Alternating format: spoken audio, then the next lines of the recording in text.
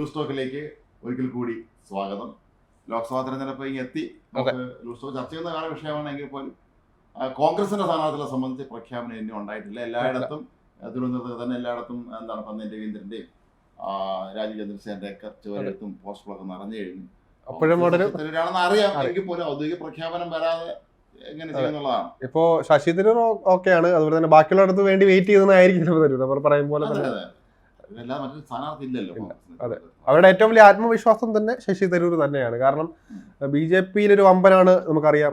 ഇപ്പോൾ രാജീവ് ചന്ദ്രശേഖർ വരുന്നപ്പോൾ അപ്പം ഒരു കടുത്ത പോരാട്ടം നമുക്ക് തിരുവനന്തപുരത്ത് പ്രതീക്ഷിക്കാം. ഏറ്റവും മികച്ച പോരാട്ടമായിരിക്കും വരാൻ പോകുന്നത്. രണ്ടുപേരും വളരെ മിടുക്കന്മാരായ, അവര് രണ്ട് വിശ്വപൗരന്മാരാണ്, അല്ലെങ്കിൽ ഇന്റർനാഷണൽ തന്നെ അറിയപ്പെടുന്ന രണ്ട് പ്രമുഖർ മത്സരിക്കുന്നു. ആദ്യം ഒരു ഇത്തരത്തിലുള്ള ഒരു മത്സരം നടക്കുന്നതെന്ന് പറയാം. കാരണം വളരെ ഉയർന്ന നിലയിൽ ഒരാൾ മുൻ കേന്ദ്രമന്ത്രി, ഒരാൾ ഇപ്പം കേന്ദ്രമന്ത്രി, ഒരു ഗംഭീര മത്സരമായിരിക്കും തിരുവനന്തപുരത്ത്. അതുപോലെ തന്നെ അടുത്ത വിഷയം, തൃശ്ശൂരില് ഏറ്റവും വലിയൊരു ചർച്ചകൾ വന്നു കഴിഞ്ഞു. ഇപ്പൊ സുരേഷ് ഗോപിയുടെ പ്രചാരണം തുടങ്ങിക്കഴിഞ്ഞു ശക്തമുണ്ട്. എനിക്കൊന്നും എല്ലാ മാധ്യമങ്ങളും സുരേഷ് ഗോപിയിലാക്കിയാണ്. മറ്റു രണ്ടുപേരും VS സുനിൽകുമാറുണ്ട്, സജീവമാണ് ആണ്. പക്ഷെ നമ്മൾ ഈ എപ്പോഴും മാധ്യമങ്ങളിൽ എല്ലാവരും തുറന്നാൽ കാണുന്ന സുരേഷ് ഗോപി എനിക്കൊരു ഗ്ലാമർ പോരാട്ടമായുണ്ട് എല്ലാവരും. അത് ആ ഒരു മണ്ഡലത്തിൽ ഏറ്റവും പ്രധാനപ്പെട്ട കാര്യം, രാഹുൽ ഗാന്ധി രണ്ടിടത്ത് മത്സരിക്കുമെന്നാണ് നമുക്ക് അവസാനം ദേശീയ മാധ്യമങ്ങൾ പറയുന്നത്. വയനാട്ടിലും അമേഠിയിലും മത്സരിക്കുന്നു. കാരണം അമേഠിയിൽ മത്സരിക്കാൻ സ്മൃതി ഇറാനി രാഹുൽ ഗാന്ധി വെല്ലുവിളിച്ചിരുന്നു. അതുകൊണ്ട് ഒരുപക്ഷെ വെല്ലുവിളി സ്വീകരിക്കുന്നതാണല്ലോ എപ്പോഴും നല്ലത്. പക്ഷെ രാഹുൽ ഗാന്ധി ഇപ്പോൾ എവിടെയാണെന്നുള്ള നമുക്ക് പറഞ്ഞില്ല. അദ്ദേഹം ഈ നടക്കുകയാണെന്നാണ് മനസ്സിലാക്കുന്നത്. പിന്നീട് അദ്ദേഹം നടത്തി വെച്ച് വന്നു പാർട്ടി തെരഞ്ഞെടുപ്പ് നേടാൻ സജ്ജമാക്കുക. അതെ, കഴിഞ്ഞ 4 വർഷം കൊണ്ടുണ്ടാക്കി എനിക്ക് തോന്നുന്നു തുടക്കം 2019 ശേഷം ഒന്നും മങ്ങിയെങ്കിലും ആ തെരഞ്ഞെടുപ്പ് ശേഷം ഒന്നും മങ്ങിയെങ്കിലും പിന്നെ ഒന്ന് സജീവമായിട്ട് വന്നു. വീണ്ടും എന്താ കൊണ്ടുവന്നു, കറക്റ്റായിട്ട് കൊണ്ടുവന്നു. പക്ഷെ വീണ്ടും എല്ലാം എവിടെയോ വെച്ചു, ഈ ഇലക്ഷൻ അടുത്തപ്പോ വീണ്ടും എവിടെയോ വെച്ച് പാളിപ്പോയ പോലെയാണ്. ഈ ഇലക്ഷന് ബന്ധമില്ലാത്ത കാര്യങ്ങളൊന്ന് യാതൊരു പരാമർശിച്ചോളൂ. സന്തോഷ് മാധവൻ മരിച്ചത് നമ്മള് ചാനലുകളിൽ ജോലി ചെയ്യുന്ന സമയത്ത് അന്ന് വലിയ ഇതായിരുന്നു. ദിവസവുമായി ബന്ധപ്പെട്ടുള്ള വാർത്തകൾ കൊടുക്കുക, റെയ്ഡ്, അങ്ങനെ സത്യം ഒരു വളരെ നമ്മളത് ഓർക്കുന്നു എപ്പോഴും. അതുമായി ബന്ധപ്പെട്ട ഒരുപാട് വിവാദങ്ങൾ. പക്ഷെ ഒരുപാട് കാര്യങ്ങൾ പുറത്ത് വന്നില്ല എന്നുള്ളതാണ് ഏറ്റവും പ്രധാനപ്പെട്ട. അയാൾ ജയിലിൽ കിടന്നു. സത്യമാണെങ്കിൽ പോലീസ് ഇയാളെ ബന്ധപ്പെട്ടിരുന്ന വളരെ പ്രമുഖരായ ആളുകളെ കുറിച്ചൊക്കെ അങ്ങനെ പല സൂചനകളൊക്കെ വന്നിരുന്നു. പക്ഷെ അങ്ങനെ സംഭവിച്ചില്ല. എപ്പോഴും ഇതാണല്ലോ ഉണ്ടാവാറുള്ളത്. ഇത്തരം ആളുകൾ പിടിക്കപ്പെടുമ്പോൾ പിന്നെ അവരൊക്കെ ചുറ്റും അല്ലെങ്കിൽ അവരുടെ സഹായം സ്വീകരിച്ച അല്ലെങ്കിൽ അവരുടെ വിശ്വാസികളായിരുന്നു പറഞ്ഞ് പുറത്തു വരില്ല, തീരും. എൻ്റെ അഭിമുഖങ്ങളായിരിക്കാം ഇന്ന പ്രമുഖൻ്റെ ഭാര്യ ശിക്ഷണയായിരുന്നു, അല്ലെങ്കിൽ ഇന്ന ആള് അവിടെ സ്ഥിരം പോവുകളെ കാണുമായിരുന്നു, ഇയാളെ ആളായിരുന്നു എന്നൊക്കെ പറഞ്ഞു. എന്തായാലും അയാൾ ജയിലിൽ പൂജപ്പുര ജയിലിലാണ് ഇയാൾ. അവിടെ ഇടയ്ക്ക് വലിയ വിവാദമൊക്കെ ഉണ്ടായിരുന്നു. VIP പരിഗണനയായിരുന്നു. എനിക്കൊന്ന് രാഷ്ട്രീയ പാർട്ടികളായിട്ടൊക്കെ സ്വാധീനം ഉണ്ടായിരുന്നു. VIP ചിലപ്പോൾ VIP തന്നെ ആയിരിക്കും. അപ്പൊ അങ്ങനെ സന്തോഷ് മാധവ് മരിച്ചു എന്നുള്ളത് നമ്മുടെ മാധ്യമ ജീവിതത്തിൽ നമ്മൾ അയാളെ കുറിച്ച് ഒരുപാട് വാർത്തകൾ നമ്മൾ കൊടുത്തിട്ടുള്ള 50 വലിയൊരു പ്രായമോ അല്ലല്ലേ മരിച്ചു എന്നുള്ളതാണ്. നേരത്തെ വലിയ വിവാദ നായകൻ തന്നെയായിരുന്നു അയാൾ. ആ കാലഘട്ടത്തിലെ വലിയ വിവാദ നായകൻ തന്നെയായിരുന്നു സന്തോഷ് മാധവ്. നമുക്ക് ഇന്ന് പ്രധാനം ചർച്ച ചെയ്യേണ്ടത് ഇതൊന്നും അല്ല. നമ്മൾ ഇന്നലെ ചർച്ച ചെയ്തതിൻ്റെ ഒരു തുടർച്ച എന്ന് വേണമെങ്കിൽ പറയാമെന്നുള്ളതാണ്. കാരണം ഈ സർക്കാർ, മുഖ്യമന്ത്രി, മന്ത്രിമാർ എല്ലാവരും കൂടെ ചേർന്ന് എന്താണ് സംഭവിക്കുന്നത്, ജനാധിപത്യം ഇല്ലയോ സംശയിക്കുന്ന രീതിയിൽ കാര്യങ്ങൾ വീണ്ടും നീങ്ങുന്നു. ഇന്ന് കോതമംഗലത്തുണ്ടായ സംഭവം നമ്മൾ വീണ്ടും കണ്ടതാണ്. ഇന്നലെ നമ്മൾ ആ വിഷയം വളരെ ഗൗരവതരമായി ചർച്ച ചെയ്തതാണ്. അവിടെ ഈ ജാമ്യം കിട്ടി, കുമ്മാത്തിക്കോട് നടനും മുഹമ്മദ് ഷിയാസിനെ ജാമ്യം കിട്ടി. പുറത്തിറങ്ങുമ്പോൾ അടുത്ത് മുഹമ്മദ് ഷിയാസിനെ പിടിക്കാൻ വരെയാണ് പോലീസ് വേറൊരു കേസും കൂടെ ഉണ്ടെന്നുള്ളത്. എന്തായാലും അദ്ദേഹം കോടതിയിലേക്ക് ഓടിക്കയറി. പിന്നെ അത് കോൺഗ്രസ് പ്രവർത്തകർ വന്ന് ഇടപെട്ടു, അന്വേഷണ ഉദ്യോഗസ്ഥനെ വിളിപ്പിച്ചു. അങ്ങനെ പോകാൻ പറ്റും. അതെ. നമ്മൾ കഴിഞ്ഞ ദിവസം പറഞ്ഞല്ലോ, വേറെ ആളുടെ തൊഴിൽ പൊന്നു വാനെ ഒന്ന് ഇങ്ങോട്ട് കയറിക്കുക, 40-50 കേസിൽ പിടിയിട്ടുള്ള ആളാണ്. അങ്ങൊന്ന് ഞങ്ങൾ സഹകരിച്ചെന്ന് ഞങ്ങൾ ധന്യരായി ജീവിതം എന്നുള്ള രീതിയിൽ സംസാരിക്കുന്നു. അല്ല, ഇതൊരു വളരെ വിചിത്രമായ ഒരു കാര്യമാണ്. കാരണം നിയമ സംവിധാനങ്ങളെയൊക്കെ തന്നെ തങ്ങളുടെ രാഷ്ട്രീയ എതിരാളികളെ ഇല്ലായ്മ ചെയ്യാൻ, അവരെ പിടിച്ച് ജയിലിടാനും ഒക്കെ ശ്രമിക്കുക നല്ല കാര്യമല്ല. അതെ, ഇത് എന്ത് മനോഭാവം മനസ്സിലായി. കാരണം കോടതിക്കകത്തിന് അത് ഇത്രയും കോടതിക്ക് തന്നെ ലാസ്റ്റ് വിളിപ്പിക്കേണ്ടി വന്നു പോലീസ് ഉദ്യോഗസ്ഥർ, എന്താണ് ഇവിടെ കാട്ടിക്കൂട്ടണമെന്ന് പറഞ്ഞിട്ട്. കാരണം ആ ഒരു രീതി എന്തായാലും ഈ ഒരു സംഘർഷ സാധ്യത സത്യം പറഞ്ഞാൽ പോലീസുകാരാണ് ക്രിയേറ്റ് ചെയ്യുന്നത്. കാരണം അവർക്ക് അത്രയും അറിയില്ല. കാരണം ഒരു രാഷ്ട്രീയ പാർട്ടിയുടെ നേതാവിനെ വരെയാണ് അത് ഈ കോടതി പരിസരത്ത് എന്നെ അറസ്റ്റ് ചെയ്യണമെന്ന് നിർബന്ധം എന്താണ് ഇത്ര പൊതുവെ മറ്റു സ്ഥലങ്ങൾ എവിടെയോ വെച്ച് അറസ്റ്റ് ചെയ്തിട്ടെ. അപ്പൊ അവിടെ വെച്ച് തന്നെ ക്രിയേറ്റ് ചെയ്ത് സ്വാഭാവികമായിട്ടും കോടതി 2 പറയും, വിളിച്ചു വരുത്തി 2 പറഞ്ഞാലും തെറ്റില്ലെന്നാണ് ഞാൻ പറഞ്ഞത്. കാരണം ഈ ഒരു കേസിൽ നമുക്ക് ജാമ്യം കിട്ടിയതാണ്. അതിനുശേഷം വീണ്ടും അതുവരെ പറയാതിരുന്ന കേസ് വീണ്ടും വകുപ്പ് ചാർത്തി ഇങ്ങനെ പെട്ടെന്ന് അറസ്റ്റ് ചെയ്യുന്ന നടപടിയിൽ നമ്മൾ നേരത്തെ നമ്മൾ കഴിഞ്ഞ ദിവസങ്ങളിലൊക്കെ പറയുക പോലെ തന്നെ ഇവിടെയൊക്കെ നമ്മൾ കണ്ട് മറന്ന കേസുകളാണ് ഇതൊക്കെ. അതുകൊണ്ട് നമുക്കൊരു അത്ഭുതമല്ല. കാരണം നമുക്ക് ഈ ഒരു അനുഭവത്തിലൂടെയൊക്കെ നമ്മൾ കടന്നു പോയതാണ്. അതെ. അതുകൊണ്ട് തന്നെ അവരുടെ വികാരം നമുക്ക് മനസ്സിലാവും. കാരണം ഇപ്പം അണികളെല്ലാം തന്നെ അതിനുശേഷം വന്നെത്തി അവരെ അറസ്റ്റ് ചെയ്യുന്ന നടപടിയിൽ നിന്ന് പോലീസിനെ തള്ളി നീക്കുന്നുണ്ടായിരുന്നു. കാരണം അവരൊക്കെ വികാരം ഇപ്പം നമുക്ക് പറയാം അത് അർഹിച്ചതാണ്. കാരണം അവർക്ക് ഉണ്ടായതാണ്, ഉള്ളിൽ നിന്നുണ്ടായതാണ്. പക്ഷെ എന്നിട്ടും ഇതിന്റെ നേതാക്കളൊക്കെ എവിടെ? പ്രധാനപ്പെട്ട ആരെയും കണ്ടില്ല ഇതിനകത്ത്. ചീഫ് സെക്രട്ടറി ഉൾപ്പെടെയുള്ളവരെ ഒരു കേസിന്റെ പേരിൽ പൊസിഷനെ വിളിച്ചു വരുത്തിയിട്ട് ജാമ്യം ഉണ്ടെന്ന് പറയുമ്പോൾ വേറെ കേസ് ഉണ്ടെന്ന് പറഞ്ഞ് പിടിച്ചിട്ടുണ്ടോ? അതുവരെ പറയാതിരുന്ന കേസ് പിന്നെ പെട്ടെന്ന് ഇല്ലാത്ത കേസ് വായുവിൽ നിന്നൊക്കെ വരും എന്ന് പറയും പോലെ.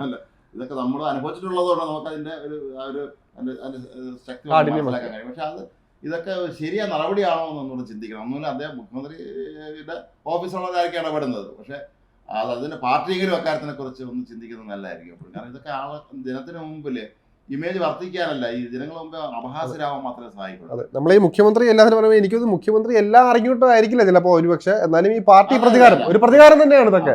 എന്നാലും മുഖ്യമന്ത്രി ഇടപെടണം. കാര്യം മാധ്യമങ്ങൾ വാർത്ത തന്നെയാണല്ലോ ഇത് സംബന്ധിച്ച്. അതെ, ഇതെല്ലാം നടന്നില്ലെങ്കിൽ പോലും മോശമല്ലേ?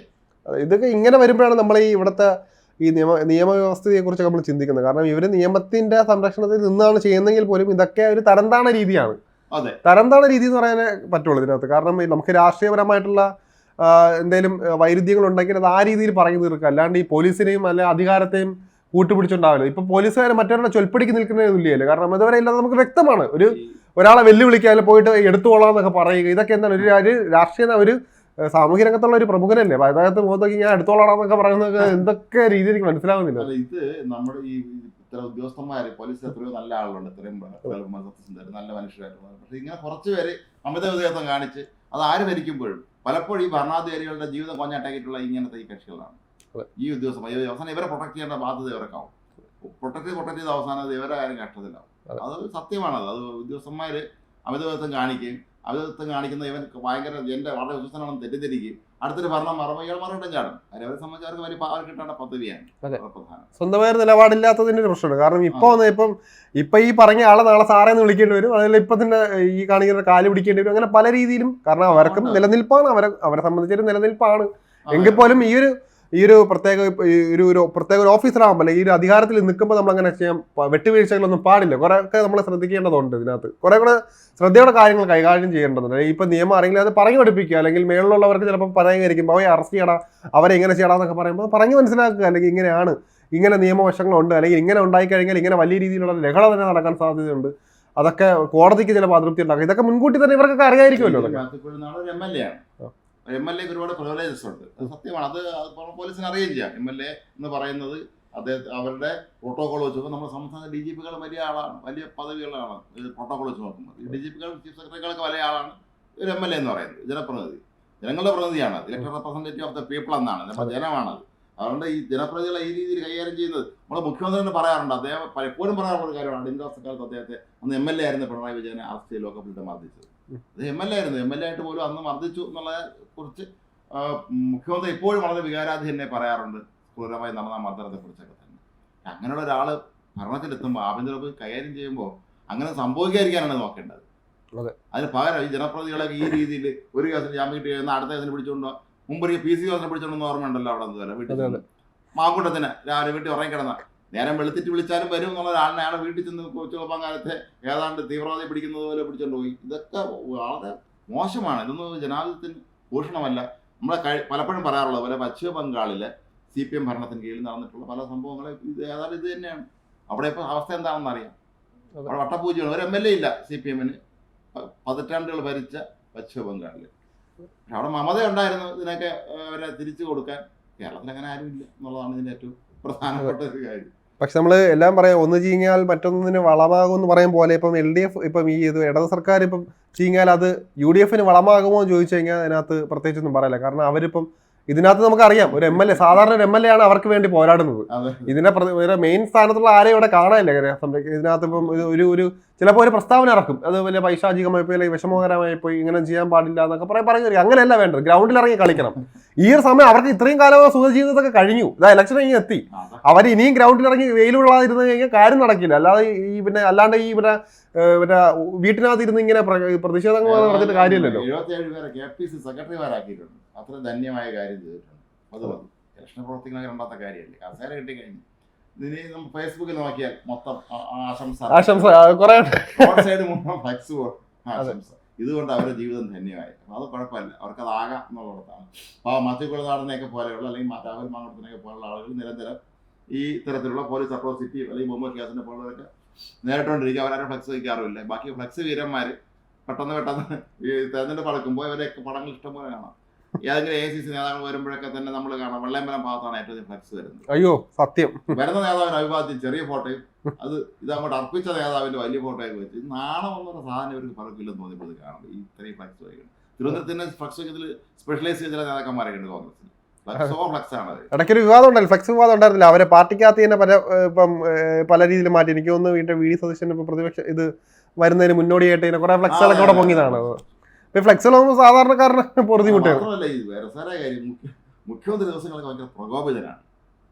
നമ്മൾ ഈ കൂട്ടത്തിൽ അതും കൂടെ പരാമർശിക്കേണ്ടി വരും. കാരണം ഇന്ന് അദ്ദേഹം ന്യൂനപക്ഷങ്ങളുമായി ബന്ധപ്പെട്ട മുഖാമുഖം പരിപാടിയിൽ പങ്കെടുക്കാൻ വന്നപ്പോൾ ചടങ്ങിന് അവതാരക അവസാനം മുഖ്യമന്ത്രിക്ക് ഒരു കോംപ്ലിമെന്റ് കൊടുത്തു. മികച്ച രീതിയിൽ ഈ അഭിനന്ദനങ്ങൾ മുഖ്യമന്ത്രി അതങ്ങ് നടത്തി അവതരിപ്പിച്ചാൽ മതി, ഈ പ്രയോഗമൊന്നും വേണ്ട എന്ന് പറഞ്ഞു.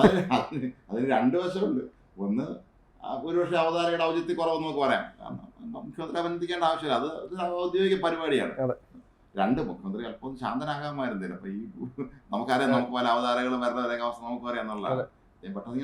എല്ലാവരും ഇതിനകത്ത് ചിലപ്പോൾ എക്സ്പീരിയൻസ്ഡ് ആയിരിക്കണമെന്നില്ലല്ലോ. എല്ലായിടത്തും പിടിവാശി കാണിക്കാൻ പാടില്ല. എല്ലാം മറ്റേ പാർട്ടി ക്ലാസ് പോലെ അച്ചടക്കം വേണമെന്ന് പറഞ്ഞാൽ നടക്കില്ലല്ലോ. ഈ വരുന്ന VIP കുറിച്ച് ചിലപ്പോൾ ധാരണയും കാണില്ല. ഈ പുകഴ്ത്തിയാൽ ഇദ്ദേഹം എന്നെ കൂടുതൽ ഇംപ്രസ്ഡ് ആവും തെറ്റിദ്ധരിച്ചായിരിക്കും പറയുന്നത്.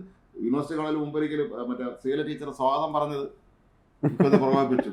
അവസാനം സ്വാഗതം നീണ്ടു പോയപ്പോഴും വിശേഷണങ്ങൾ അങ്ങ് നീണ്ടുപോയപ്പോൾ മുഖ്യമന്ത്രി പറഞ്ഞ് ഇനി എനിക്കൊന്നും പ്രസംഗിക്കാനില്ല, എല്ലാം പറഞ്ഞെങ്കിൽ ഇനി ഞാൻ ശൈല ടീച്ചറിന് ഇടയ്ക്ക് ഇതുപോലെ വഴക്ക് കിട്ടിയത്. അപ്പൊ ഇത് ഈ മുഖ്യമന്ത്രി എന്താണ് ഇത്തിരി നമ്മളെ ഭരണാധികാരികളാകുമ്പോൾ നമ്മളെ ഭരണാധികാരികൾ പൊതുവെ നമ്മളെ പഴയതൊക്കെ എടുത്ത് നോക്കുമ്പോൾ പലരും വളരെ EK നായനാരെ പോലുള്ള ആളുകൾ വളരെ തമാശക്കാരായിരുന്നു. EK നായനാണ് സപ്പോസ് ഈ ചടങ്ങിൽ അല്ല കാര്യം ഇപ്പം തമാശ രൂപേണ പറഞ്ഞ് കൊള്ളിക്കേണ്ടടുത്ത് കൊള്ളിക്കാൻ അറിയാം. അങ്ങനെയാണ് വേണ്ടത്. അപ്പൊ അങ്ങനെയാണെങ്കിൽ ഇപ്പൊ നായനാരുടെ അടുത്താണ് ഇതുവരെ ഇങ്ങനെ ഒരു അവതാരം പ്രസംഗിച്ചാൽ അദ്ദേഹം ഒരിക്കലും ദേഷ്യപ്പെടില്ല. മാത്രം അത് എന്തെങ്കിലും തമാശകൾ പറഞ്ഞു അല്ല വേണമെങ്കിൽ മതിയടി നിർത്തടി എന്ന് പറഞ്ഞാൽ പോലും അതൊരു തമാശയായിട്ട് മാറുള്ളൂ. അത് പക്ഷെ പറയില്ല, നമ്മുടെ ആളാന്ന് തോന്നുന്നു, പാർട്ടിക്കാരിയാണെന്ന് തോന്നുന്നു എന്നൊക്കെ പറയും. അല്ല അതാണ് എപ്പോഴും നല്ലത്. ഉമ്മൻചാണ്ടി ആണെങ്കിൽ പിന്നെ അദ്ദേഹം ഒരിക്കലും അദ്ദേഹത്തിന് എന്ത് ചെയ്തു വെച്ചാലും അദ്ദേഹം ഒരിക്കലും പ്രകോപിതനാകില്ല. ഉമ്മൻചാണ്ടി വലിയ പ്രത്യേകത ശ്രദ്ധിച്ചിട്ടുണ്ട്. ഉമ്മൻചാണ്ടി പ്രകോപിതനാകും നമ്മൾ കണ്ടിട്ടില്ല.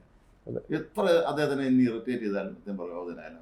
വർഷങ്ങൾക്ക് മുമ്പ് ഏതൊരു മാഗസീനിൽ ഈ പ്രമുഖരുടെ ഡ്രൈവർമാരുടെ ഇന്റർവ്യൂ വന്നിരുന്നു. അപ്പോൾ എൻ്റെ സുഹൃത്ത് TV ലാൽ, എൻ്റെ സഹപ്രവർത്തനായ TV ലാലാണ് അത് ചെയ്തിരുന്നത്. അപ്പോൾ അതിൽ ഉമ്മൻചാണ്ടിയുടെ ഡ്രൈവറാണ് ഇന്റർവ്യൂ ചെയ്തിരുന്നത്. അപ്പം കാര്യം ഉമ്മൻചാണ്ടി നമുക്കറിയാം, അതേ കാറിൽ പോകുമ്പോൾ ഒരു കാറ് നിറയെ ആളാണ്. എൻ്റെ ഉമ്മൻചാണ്ടി തലയ്ക്ക് വീതി മടിയിലൊക്കെ കയറിയിരുന്നാണ് എല്ലാവരുടെ യാത്ര ചെയ്യുന്നത്. അപ്പം അന്ന് അംബാസഡർ കാറാണ്. അപ്പം എന്താണ് ഉമ്മൻചാണ്ടിക്ക് ദേഷ്യം വന്നാൽ എന്താണ് അവസ്ഥ എന്ന് ചോദിച്ചാൽ അദ്ദേഹം എന്ത് പറയുന്നു, ഏറ്റവും ദേഷ്യം വന്നാൽ അദ്ദേഹം പറഞ്ഞത് കഷ്ടം എന്നൊരു വാക്കാണെന്ന്.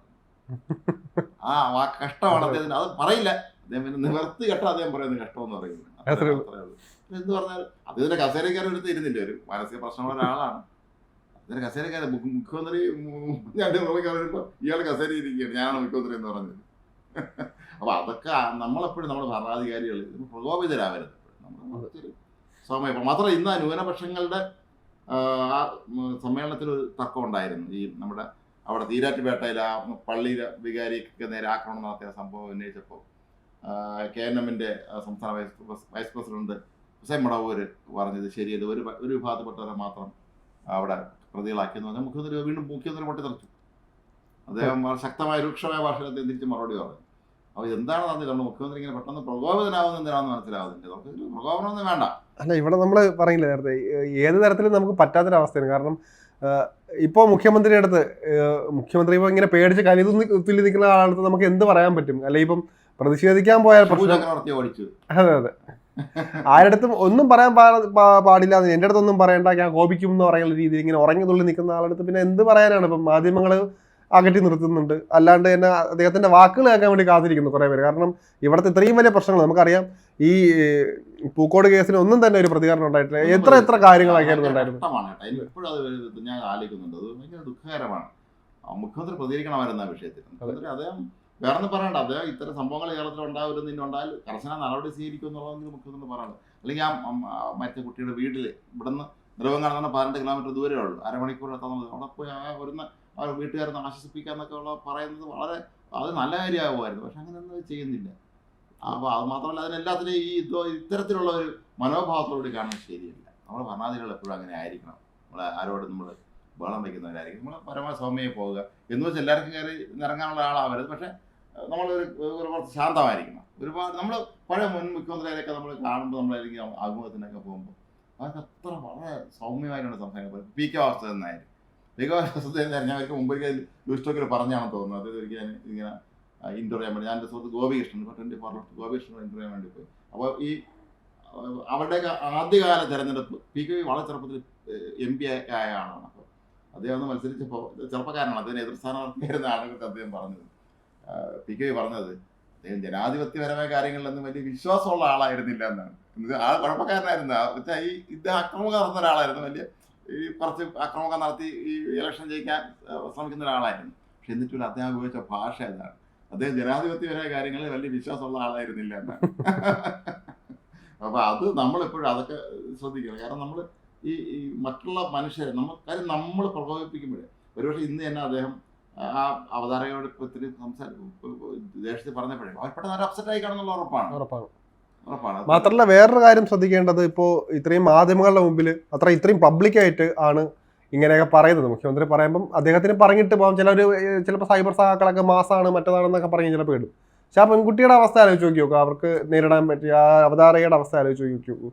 ഇത്രയും ആൾക്കാരുടെ മുമ്പിൽ നമുക്കറിയാം പബ്ലിക്കായിട്ട് പറയാം മുഖ്യമന്ത്രി അതുകൊണ്ട് തിരിച്ച് പറയില്ല എന്നൊരു ധൈര്യം കൊണ്ടായിരിക്കും കണ്ടതില്ല.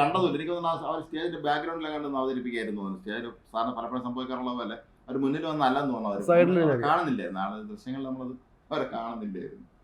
അപ്പൊ അതുപോലെ തന്നെയാണ് ഇപ്പൊ ഇവരെ MLA-യും കോൺഗ്രസ് നേതാക്കളെയൊക്കെ നേരിടുന്ന രീതി ഇതാണ്. സെക്രട്ടറിയിൽ നിന്ന് അവിടെ വലിയ ചാർജ് പ്രശ്നമൊക്കെ ആയിരുന്നില്ല അവിടുത്തെ KSU സമരത്തിനൊക്കെ തന്നെ. അപ്പൊ ജനാധിപത്യപരമായ രീതിയിൽ സമരം ചെയ്യുമ്പോൾ അതെല്ലാം സമരം എല്ലാവർക്കും അവകാശമുണ്ട്. എന്തെല്ലാം വലിയ സമരം ചെയ്തവരാണ് CPM എന്ന് പറയുന്നത്. അവർ സമരത്തിലൂടെ വന്നവരാണ്. സമരമാണ് അവരുടെ പഠിക്കുക പോരാടുക എന്നുള്ളതാണ് സഭയുടെ തന്നെ അവരെ പണ്ട് പറയുമായിരുന്ന മുദ്രാവാക്യങ്ങൾ. അങ്ങനെയുള്ള ഒരു ആളുകൾ അവർക്ക് ഭരണത്തിൽ എത്തിക്കഴിയുമ്പോൾ നേരെ തിരിച്ച് സംഭവിക്കുക എന്നുള്ളത് അതൊരു ശരിയായ നടപടിയല്ല. അതെ. ഇനിയിപ്പോൾ ഇവരെ അവസ്ഥ ആലോചിച്ച് നോക്കിക്കോ. ഇവർക്കിപ്പം ഈ നേതാക്കൾ എല്ലാവരും ഇങ്ങനെ എത്ര കാലമായിരിക്കും ഇവർ ഇനി ഇങ്ങനെ ചെയ്യാൻ പോകുന്നത്? എത്ര പേരെ പ്രതിക്കൂട്ടിലാക്കും ഇങ്ങനെ ഇല്ലാത്ത കാര്യങ്ങളൊക്കെ പറഞ്ഞാൽ. ഇത് ഇന്നൊരു മാത്യു കുഴൽനാടനാണെങ്കിൽ നാളെ ഈ ഒരു അടിച്ചമർത്തലിലൂടെ ഇനി എല്ലാവരും അങ്ങ് അസ്തമിച്ച് പോകുന്നതായിരിക്കും അവർ വിചാരിക്കും. കാരണം പൊതുജനങ്ങളൊക്കെ എല്ലാവരും ഇറങ്ങും. കാരണം ഇവരെല്ലാവരെയും വാമൂടി കിട്ടേണ്ടതുണ്ട്. കാരണം അവരൊക്കെ കേൾക്കണം ആദ്യം. മുഖ്യമന്ത്രി എന്താണ് ജനങ്ങൾക്ക് പറയാനുള്ളത് കേട്ടാലേ പറ്റുള്ളൂ. കേൾക്കാൻ നിന്ന് കഴിഞ്ഞാൽ പറയാൻ കുറേ ഉണ്ട്. ഇപ്പം തന്നെ ഈ സുരേഷ് ഗോപിയുടെ ഇതുമായിട്ട് ബന്ധപ്പെട്ടൊരു എന്തോ റെസ്പോൺസ് ആൾക്കാരുടെ എല്ലാം ചോദിക്കുന്നുണ്ട്. അപ്പോൾ അതിനൊരാൾ പറയുന്നത് രൂക്ഷമായിട്ടാണ് പറയുന്നത് മുഖ്യമന്ത്രിക്കെതിരെ. ഇങ്ങനെ പോയാൽ കൊടുക്കില്ല. കാരണം അയാളൊരു ഇടതുപക്ഷ വിശ്വാസിയായിരുന്നു ഈ സമയം വരെ. പക്ഷേ ഈ ഒരു ദുർഭരണം കാരണം ഇനി അങ്ങോട്ട് തിരിച്ചില്ല. കാരണം ആ രീതിയിലേക്കാണ് അവർ പറയുന്നത്. അതെന്താണ് ഈ കൊഴിഞ്ഞു പോക്ക് ഇവർക്ക് പിടിച്ചു നിർത്താൻ ഒരു ഇതില്ലേ? അതിന് വേണ്ടിയെങ്കിലും ഒന്ന് പ്രതികരിച്ചുകൂടെ? നിഷ്പക്ഷരായ ഒരു വിഭാഗമാണ് എപ്പോഴും ഒരു സംസ്ഥാനം അല്ലെങ്കിൽ രാജ്യം ആര് ഭരിക്കണ്ടെന്ന് തീരുമാനിക്കുന്നത്. സത്യമാണത്. അതെല്ലാം പാർട്ടിക്കാരുടെ വോട്ട് കൊണ്ടല്ല ആരും ജയിക്കുന്നത്. ഇപ്പം രാഷ്ട്രീയത്തിൽ വിശ്വസിക്കാത്ത ഒരു അനേകം പേരാണ് ഇപ്പം ഉള്ളത്. അപ്പൊ അവരെയൊക്കെ വിശ്വാസം നേടിയെടുക്കുക എന്നുള്ളത്. കാരണം ഇവിടെ എന്തെങ്കിലും സംശയങ്ങളുണ്ടെങ്കിൽ അത് ക്ലിയർ ചെയ്ത് കൊടുക്കുക. അതാണ് ഇപ്പം ഈ ഭരണാധികാരികളുടെ ഏറ്റവും വലിയ ദൗത്യം. അത് കൃത്യമായിട്ട് ചെയ്യാതെ നിൽക്കുമ്പോഴാണ് ഇപ്പം നമുക്ക് പറയാം ഇവരെ ഈ ഘോരഘോരം പറയുന്നുണ്ട് ഇത്തവണയും പാർട്ടി അധികാരത്തിലേറുന്നതിൽ ഇപ്പോൾ ഇടതുപക്ഷം തന്നെ മുന്നോട്ട് പോകും. പക്ഷെ അങ്ങനെ അല്ല വേണ്ടത്. ഇവിടെ ഒരുപാട് ആൾക്കാർക്ക് പല രീതിയിൽ പല വിഭാഗത്തിലും സംശയമുണ്ട്. ഇപ്പോൾ കൊച്ചുകുട്ടി തൊട്ട് ഇപ്പോൾ മുതിർന്ന ആൾക്കാർക്ക് വരെ പ്രശ്നങ്ങളാണ്. ഇപ്പോൾ കൊച്ചുകുട്ടിക്കാണെങ്കിൽ ഉച്ചക്കഞ്ഞിയിൽ പ്രശ്നം തുടങ്ങി, സാധാരണക്കാർക്കാണെങ്കിൽ ജോലിയില്ല, വിദ്യാർത്ഥികൾക്കാണെങ്കിൽ ഇതുപോലുള്ള മരണം, ഹോസ്റ്റലിൽ മരണം, ഇപ്പോൾ പ്രായമായി കഴിഞ്ഞാലോ പെൻഷനും ഇല്ല. അങ്ങനെ സകലമായ മേഖലയിലും സാധനമില്ല. അത് തന്നെ. അങ്ങനെ ഒരു കുട്ടി മുതലൊരു വയസ്സായ ഒരാൾ മരണത്തിൽ പോലും അയാൾക്ക് ഒരു നീതി കിട്ടാത്തൊരവസ്ഥയിലേക്ക് കേരളം മാറിക്കൊണ്ടിരിക്കുകയാണ്. അപ്പോൾ ഇതിനൊക്കെ കൃത്യമായിട്ടൊരു ഉത്തരം കൊടുക്കണ്ടേ? ഉത്തരം കൊടുക്കാതിരിക്കുന്നതുകൊണ്ടാണ് ആളുകളൊക്കെ ഇനി അകന്നു പോയിക്കൊണ്ടിരിക്കുകയുള്ളൂ. അപ്പോൾ അതിനു വേണ്ടി എന്തെങ്കിലും ചോദ്യം ചോദിച്ചാൽ അല്ലെങ്കിൽ പ്രതിഷേധിച്ചാൽ അതിനെയൊക്കെ വീണ്ടും കയ്യൂക്കിൻ്റെ അല്ലെങ്കിൽ പോലീസിൻ്റെ ബലത്തിലൊക്കെ ഇങ്ങനെ അടിച്ചമർത്തിക്കൊണ്ടിരുന്നു കഴിഞ്ഞാൽ ഇങ്ങനെയാണ് ഇവിടെയുള്ളവർ വീർപ്പൂട്ടേലേ ഉള്ളൂ. അതുകൊണ്ട് തന്നെ ഇതല്ല ഒരിക്കലും ഇത് ശരിയായ നടപടിയല്ല ഇത്. അതെ, കമ്മ്യൂണിസ്റ്റ് രാജ്യങ്ങളിലൊക്കെ തന്നെ ഇതൊരു പതിവാണ്. ഇപ്പോൾ ചൈന, നമ്മൾ ഇരുമ്പ് മരാന്നൊക്കെ വിളിക്കും. കഴിഞ്ഞ ദിവസം നമ്മൾ തന്നെ വാർത്ത കൊടുത്തതും ചൈനയിൽ അവിടുത്തെ പ്രധാനമന്ത്രി എല്ലാ വർഷവും മാർച്ചിലെ പാർലമെന്റ് സമ്മേളനം കഴിയുന്ന ദിവസം പത്രസമ്മേളനം നടത്തും. ഒറ്റ ദിവസം പത്രസമ്മേളനം നടത്തുള്ളൂ. അന്ന് ചൈനയിലെ മാധ്യമപ്രവർത്തകർക്കും വിദേശ മാധ്യമപ്രവർത്തകർക്ക് അവിടെ ജോലി ചെയ്യുന്നവർക്ക് എല്ലാം അവസരമുണ്ട്. അവർക്ക് എന്തും ചോദിക്കാം, അവർക്ക് ലൈവും കൊടുക്കാം. പക്ഷേ ഇന്നത്തെ അതില്ല എന്ന് പറഞ്ഞു. ഈ വർഷമൊന്നും മാത്രമല്ല 2027 വരെ ഈ പരിപാടി നിർത്തിവെച്ചിരിക്കുന്നതായി ചൈനീസ് സർക്കാർ അറിയിച്ചിട്ടുണ്ട്. കോവിഡിന് ശേഷം അവരാകെ പെട്ടുപോയില്ലേ? അതിന്റെ കുറച്ച് അത് അവിടുത്തെ പ്രസിഡന്റ് ഷീ ജിൻപിങ്ങും ഈ പ്രധാനമന്ത്രി തമ്മിൽ അത്ര വലിയ ബന്ധത്തിലല്ല എന്നൊക്കെ കേൾക്കുന്നു. അത് പറഞ്ഞ പോലെ ചേർത്ത് പറഞ്ഞ പോലെ കോവിഡിനൊക്കെ ശേഷം ചൈനയ്ക്ക് ഒരുപാട് തിരിച്ചടികൾ നേരിട്ടു. ഇപ്പൊ അതുപോലെ നമ്മൾ നേരത്തെ പറഞ്ഞ പോലെ തന്നെ ഇപ്പൊ അമേരിക്കയൊക്കെ വല്ലാണ്ട് മുന്നേറുമ്പോൾ ചൈന വീണ്ടും കിതക്കുന്ന ഒരു അവസ്ഥയാണ്. ഇന്ത്യ മുന്നേറുന്നുണ്ട്. അതെ, മുന്നേറുന്നു. അപ്പൊ അതൊക്കെ അവർക്ക് ഒരിക്കലും സഹിക്കാൻ കഴിയില്ല. കാരണം ഇപ്പൊ മാൽദീവ്സ് ചെന്ന് അവരവിടെ മാൽദീവ്സുകാരെ അവരെ ഒരു വശത്താക്കുമ്പോൾ നമ്മൾ സ്വന്തം മിനിക്കോയിൽ നമ്മൾ അടുത്ത നമ്മുടെ പിന്നെ INS ജഡായു അത് നമ്മൾ വേറെ സംവിധാനം ഏർപ്പെടുത്തി കഴിഞ്ഞു.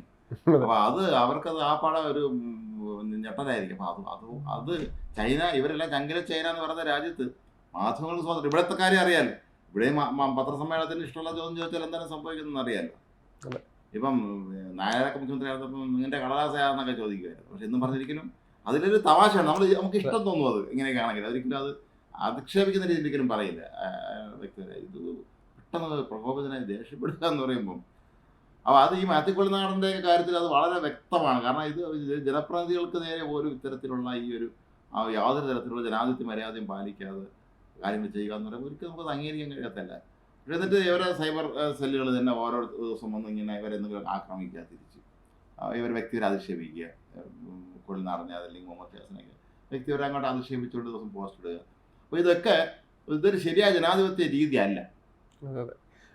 ഇനിയിപ്പോൾ വരാൻ പോകുന്നത് ഇപ്പം ഈ നേരത്തെ പറഞ്ഞ പോലെ തന്നെ ഇപ്പം എല്ലാവരും എതിരെ വരുന്നുണ്ടെന്ന് പറയും ഇപ്പം സൈബർ കമ്മി. പക്ഷെ എനിക്ക് തോന്നുന്നു നേരെ തിരിച്ചാണ്. ഇപ്പോൾ സാധാരണക്കാരും റീലും ഫോട്ടോയും വീഡിയോ ഒക്കെ ഇട്ടു കാരണം ഇതിൽ പ്രതികരിച്ചു. കാരണം അവർക്ക് മുഖ്യമന്ത്രിയിലേക്ക് എത്താൻ ഇതൊക്കെ ഒരു വഴിയുള്ളൂ. കാരണം അല്ലാണ്ട് ഇപ്പോൾ വളരെ ദൂരത്തിലാണ് നമ്മൾ പറഞ്ഞത്.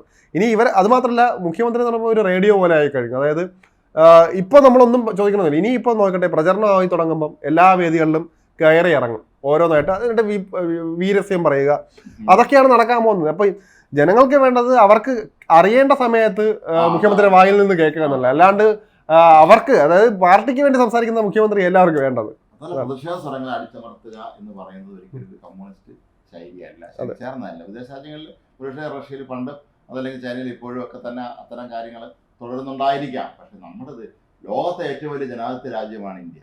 അവിടെ ജനാധിപത്യപരമായ രീതി നമ്മൾ ലോകത്തിന് മാതൃകയാണ്. നമ്മൾ എന്തൊക്കെ പറയുമ്പോഴും ലോകത്തെ എല്ലാ രാജ്യങ്ങളും ഇന്നും വളരെ പ്രതീക്ഷയോടെ നോക്കുന്ന ഒരു ജനാധിപത്യ രാജ്യമാണ് ഇന്ത്യ. ഇന്ത്യ ജനാധിപത്യം ഉണ്ടെന്നും അത് വളരെ കൃത്യമായി തന്നെ അത് ഫലപ്രദമായ രീതിയിൽ നടപ്പിലാക്കുന്നുണ്ട് എന്ന് ലോകത്തെമ്പാടുമുള്ള രാജ്യങ്ങൾ അത് വളരെ ആദരവോടെ കാണുന്ന രാജ്യമാണ് ഇന്ത്യ. അപ്പം അവിടെ ഇത്തരത്തിൽ ജനപ്രതിനിധികളെ തന്നെ ഒരു കേസിൽ ജാമ്യം കിട്ടി കഴിഞ്ഞാൽ അടുത്ത് വീണ്ടും പിടിച്ചാത്തിടുക, ഇതൊക്കെ ശരിക്കും പറഞ്ഞാൽ കേരളത്തിൽ കേട്ടുകേൾവിയില്ലാത്ത കാര്യമാണ്. ഒരിക്കലും ഇവർ പലപ്പോഴും ഇത്തരം കാര്യങ്ങൾ ചെയ്തു എന്ന് വിമർശിച്ചിരുന്ന കരുണാകരൻ്റെ ഭരണകാലത്ത് പോലും ഇങ്ങനെയൊന്നും സംഭവിച്ചിരുന്നില്ല എന്നുള്ളതാണ് പ്രധാനപ്പെട്ട. അദ്ദേഹം ജനാധിപത്യവാദി തന്നെയായിരുന്നു. ഇത്തരത്തിൽ ഈ രീതിയിലൊന്നും ഒരിക്കലും പ്രതിപക്ഷത്തെ ആളുകളൊന്നും കൈകാര്യം ചെയ്തിട്ടില്ല. അതുപോലെ ഈ പെട്ടെന്ന് പ്രകോപിതനായിട്ടുമില്ല. ഏതായാലും നമുക്ക് ലോക്സഭാ തെരഞ്ഞെടുപ്പ് ഇനി അടുത്തടുത്ത് വന്നുകൊണ്ടിരിക്കുന്നു. ഈ സമയത്ത് ഇനി അങ്ങോട്ടുള്ള ദിവസങ്ങളിൽ തന്നെ രാഷ്ട്രീയ പോരാട്ടങ്ങളിലേക്ക് കിടക്കും. അത് ആശയപരമായ പോരാട്ടം ആകാനാണ് നല്ലത്. അതല്ലാതെ ഇത്തരത്തിലുള്ള ഒരു ഈ പിടിച്ചകത്താക്കാൻ അല്ലെങ്കിൽ അകത്തിട്ടതിന് ശേഷം ഞങ്ങൾ ജനാധിപത്യം നടപ്പിലാക്കാം എന്നുള്ള ആ രീതി ഒട്ടും കേരള സർക്കാരിന് നമ്മുടെ ജനാധിപത്യ സംവിധാനത്തിനും ഭൂഷണമല്ല എന്ന് മാത്രമേ പറയാനുള്ളൂ. നമസ്കാരം.